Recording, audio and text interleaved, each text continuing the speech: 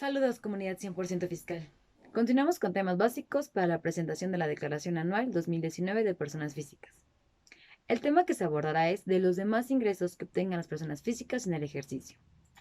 Y como bien sabemos, el capítulo 9 de la Ley del Impuesto sobre la Renta establece cómo se deben de considerar los demás ingresos que obtengan las personas físicas durante el ejercicio.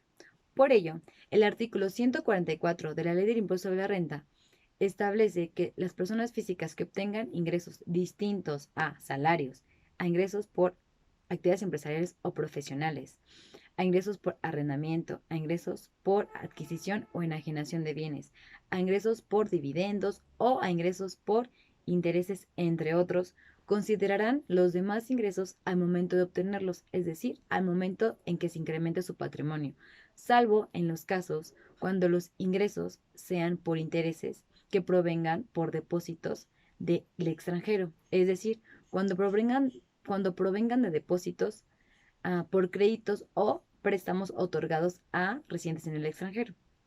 Asimismo, el artículo 142 de la Ley del Impuesto sobre la Renta nos establece cuáles son considerados demás ingresos, mismos que son deudas perdonadas por el acreedor o pagadas por otra persona, ganancia cambiaria y los intereses provenientes de créditos distintos, prestaciones que obtengan con motivo del otorgamiento de fianzas o avales cuando no se presten por instituciones legalmente autorizadas, dividendos o utilidades distribuidos por sociedades residentes en el extranjero, ingresos derivados de actos o contratos que se permita la explotación de concesiones otorgadas por la Federación, ingresos que provengan de cualquier acto o contrato celebrado por la explotación del subsuelo, los intereses moratorios, indemnizaciones por prejuicio y los ingresos derivados de cláusulas penales o convencionales.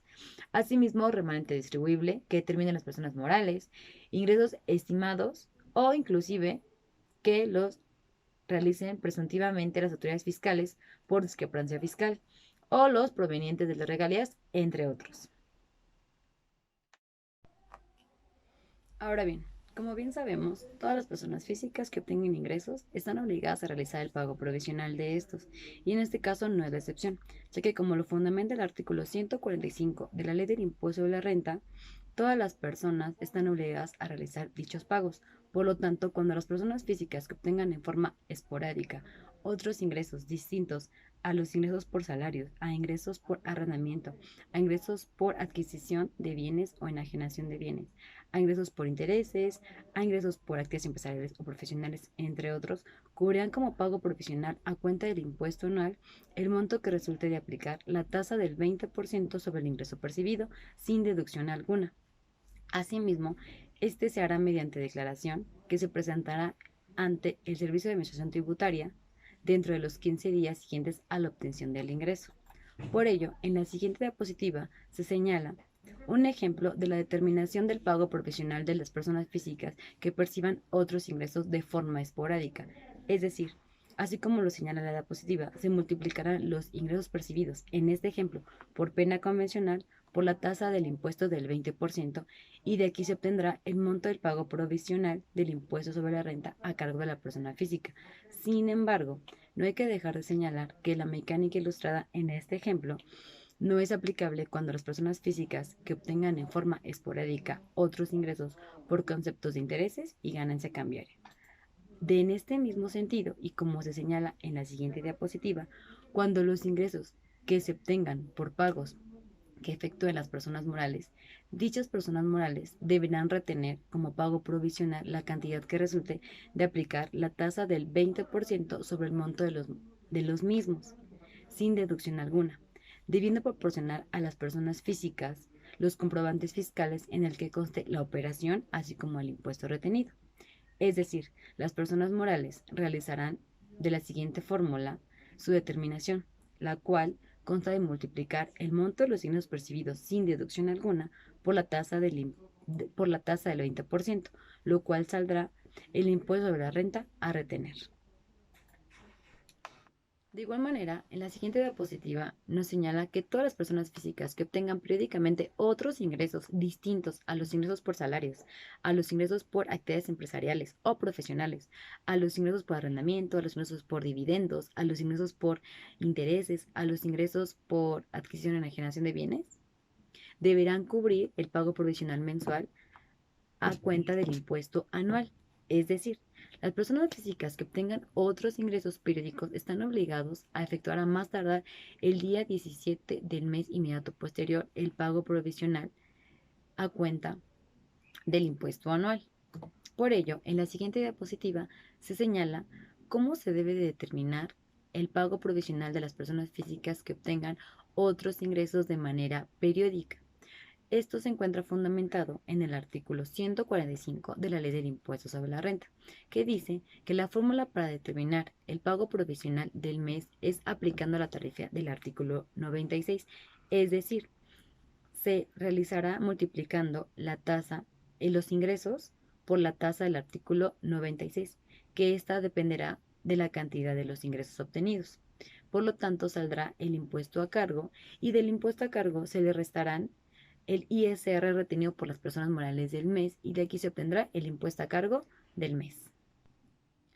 Asimismo, la siguiente diapositiva nos señala que el artículo 145 de la Ley del Impuesto sobre la Renta manifiesta que todas las personas físicas que obtengan otros ingresos de manera periódica, tales como intereses o ganancia cambiaria, remanente distribuible, ingresos de quienes administren bienes inmuebles de hospedaje y operaciones financieras deberán realizar pagos provisionales, por lo que en la siguiente diapositiva se señala que todas las personas físicas que obtengan ingresos por intereses o ganancia cambiaria deberán efectuar dos pagos provisionales semestrales a cuenta del impuesto anual. Dichos pagos provisionales serán el primero en julio del mismo ejercicio y en enero del ejercicio posterior, por lo que realizarán la siguiente fórmula, misma que la establece la siguiente diapositiva. Ingresos acumulables por intereses y ganancia cambiaria por la tasa del artículo 96. Y de aquí se obtendrá el impuesto a cargo. Y del impuesto a cargo se le restarán las retenciones efectuadas en el semestre por personas morales. Y de aquí se obtendrá el pago provisional del impuesto sobre la renta correspondiente al semestre. De igual manera, en este mismo caso, en la siguiente diapositiva se manifiesta que cuando los ingresos obtenidos por intereses o ganancia cambiaria los realicen las personas morales, estas deberían realizar la retención de dicho impuesto. ¿Cómo se realizará? En la fórmula que establece esta misma diapositiva, dice que se realizará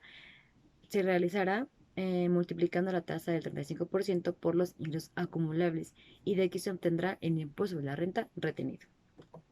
Asimismo, otro ejemplo en este mismo sentido, las personas físicas que obtengan remanente distribuible deberán realizar la retención del pago provisional por la cantidad que resulte de aplicar al monto del remanente distribuible la tasa del 35% y de aquí se obtendrá la tasa, el impuesto sobre la renta por retener. Otro mismo ejemplo en esta misma operación es que las personas físicas que efectúen pagos provisionales por concepto de retiros de cuentas personales por ahorro deberán retener y realizar la retención por los como pago provisional la cantidad que resulte de multiplicar el monto acumulable por la tasa del 35% y de aquí se obtendrá el ingreso sobre la renta por retener. Otro ejemplo en este mismo sentido de retenciones, a quien se le retiene en estos momentos es a las personas que administren bienes inmuebles destinados a hospedaje. Esas deberán retener por los pagos que efectúen los condominios y fideicomisarios la cantidad que resulte de multiplicar el monto de pagos a estos por la tasa del 35% y de aquí se obtendrá el impuesto sobre la renta por retener. De igual manera, y un último ejemplo sería cuando las personas físicas obtengan ingresos por regalías y estas las obtengan por personas morales, quien realizará la retención serán las personas morales y ellos realizarán el pago provisional realizando la operación siguiente, multiplicando el monto del pago efectuado por regalías por la tasa del 35% y de aquí se obtendrá el ISR por retener a las personas físicas que obtengan ingresos por regalías. Ahora bien, en este mismo sentido, y como se explica en la diapositiva en pantalla, la utilidad grabable del ejercicio serán los ingresos que obtengan las personas físicas de otros ingresos distintos a los ingresos por salarios, por arrendamiento, por dividendos, por intereses, por enajenación de bienes o adquisición de bienes, sin deducción alguna. Es decir, la utilidad gravable del ejercicio será la suma de todos los ingresos establecidos en el capítulo 9, que son otros ingresos. Asimismo, se sumarán a estos otros ingresos, que será la utilidad gravable, los demás ingresos del ejercicio que se obtengan las personas físicas. Por lo tanto, esta utilidad gravable se determinará sumando otros ingresos percibidos en el ejercicio sin deducción alguna, obteniendo la utilidad gravable por otros ingresos, misma que será acumulable de los demás ingresos que se obtienen en el ejercicio. De igual manera, como se viene manejando, esta utilidad gravable será utilizada para poder determinar la base gravable del ejercicio y así poder sacar la declaración anual. Por ello, en la siguiente diapositiva establece el artículo 150 que todas las personas físicas que perciban ingresos durante un ejercicio deberán realizar la declaración anual, presentándola en el mes de abril del mismo ejercicio.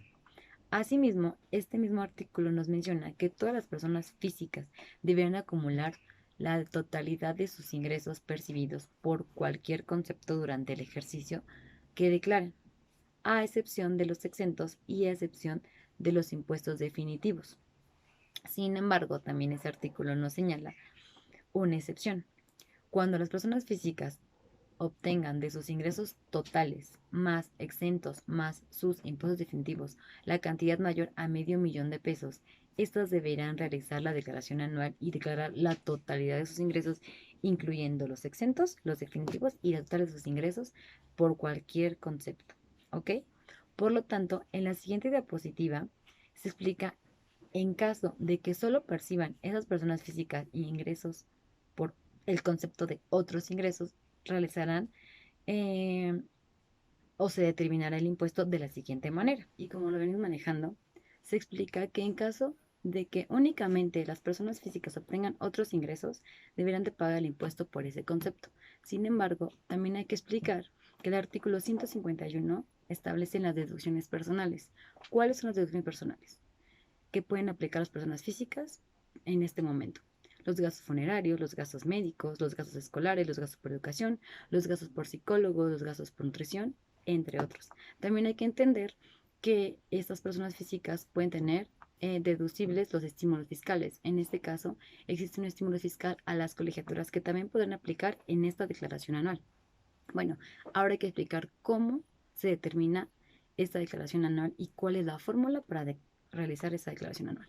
En primer punto, hay que saber que tenemos que tener la utilidad gravable por otros ingresos. A estas se les denominarán las deducciones personales.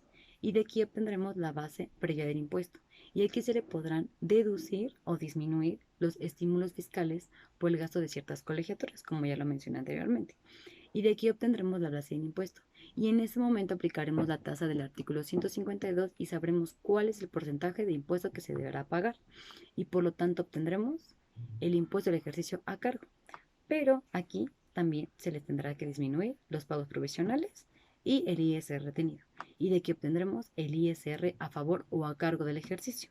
Pero como se los hemos venido mencionando, también existen o también se puede realizar en la declaración anual cuando las personas físicas que obtengan otros ingresos también obtengan demás ingresos en el ejercicio y por lo tanto todo se tendrá que realizar en una misma declaración.